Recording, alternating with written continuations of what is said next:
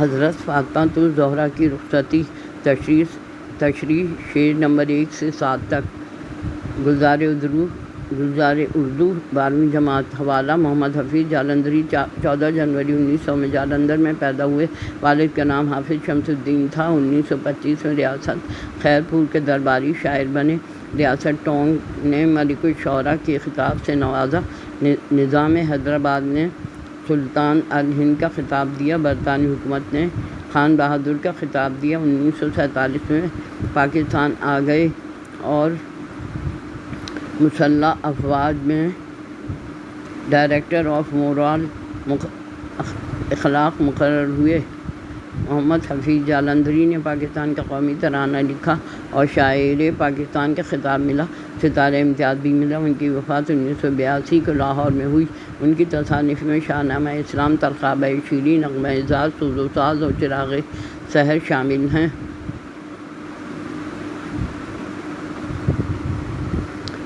چلی تھی باپ کے گھر سے شعر نمبر 1۔ چلی تھی باپ کے گھر سے نبی کی لاڈلی، پہنے حیا کی چادریں، عفت کا جامہ، صبر کے گہنے۔ تشریح۔ یہ شعر شاعر حفیظ جالندھری کی نظم حضرت فاطمہ الزہرا کی رخصتی سے لیا گیا ہے۔ شاعری شعر میں ہمارے پیارے نبی صلی اللہ علیہ وسلم کی بیٹی حضرت فاطمہ الزہرا کی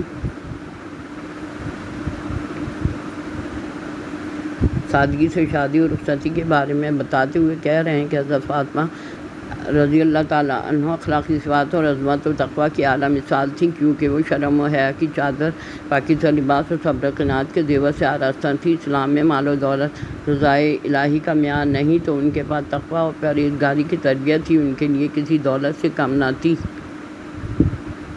شعر نمبر 2۔ ردائے صبر بھی حاصل تھی، توفیق ثقافت بھی کیوں ہونا تھا اسے ستاج خاتونان جنت بھی۔ تشریح۔ ہمارے پیارے نبی صلی اللہ علیہ وسلم کی پیاری بیٹی حضرت فاطمہ رضی اللہ تعالیٰ عنہ کی اعلیٰ صفات، جس میں صبر و تحمل، برداشت اور ثقافت اور فیاضی کے جذبے سے سرشار تھیں، اور یہ صفات میں کیوں نہ موجود ہوتی، کیونکہ انہیں جنت میں تمام عورتوں کا سردار اور سربراہ بن کے سعادت اور افضل رتبہ حاصل ہونا تھا۔ شعر نمبر 3۔ اسی کی تربیت میں اسوہ تھا یمن و سعادت کا، اسی کی گود سے دریا ابلنا تھا شہادت کا۔ تشریح۔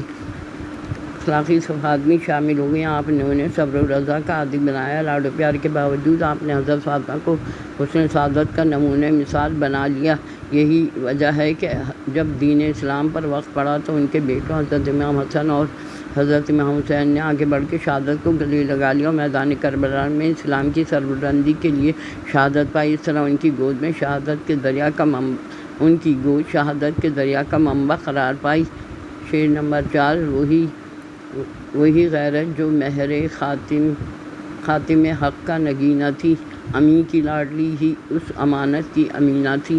تشریح۔ ہمارے پیارے نبی صلی اللہ علیہ وسلم خاتم النبیین کی جو اعلیٰ صفات کاملہ تھی، صادق اور امین کا لقب پانے والے والد کی پیاری اور لاڈلی بیٹی بھی ان کے نقش قدم پر چلی اور اعلیٰ اخلاق و عادات کی مالک اور آپ کے دیے ہوئے عہدے کی امانت دار و پاسدار رہیں، اور صداقت اور امانت میں تمام خواتین میں اعلیٰ رتبہ پایا۔ اخلاق و عادات کی مالک، آپ کے دیے ہوئے عہدے کی امانت دار و پاسدار رہیں، تمام خواتین میں افضل تھیں۔ اس شعر میں قرآن پاک کی سورۃ دہر کی آیت 8 کی طرف اشارہ کیا گیا ہے، جس میں وہ افراد جو اللہ تعالیٰ کے برگزیدہ بندے اور قریب تر ہیں، ان کو اللہ روز قیامت میں خاص تاج حلاتا یعنی جنت کے باغ اور ریشم کا لباس عطا فرمائے گا۔ اور حضرت علی رضی اللہ تعالیٰ عنہ کو حضرت فاطمہ رضی اللہ تعالیٰ عنہ کی صورت میں اللہ کی خوشنودی اور قربت کا انعام مل گیا، جو سچائی اور وفا کی پیکر تھیں۔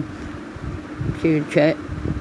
پدر کے گھر سے رخصت ہو کے زہرا اپنے گھر آئیں، توکل کے خزانے دولت مہر و وفا لائیں۔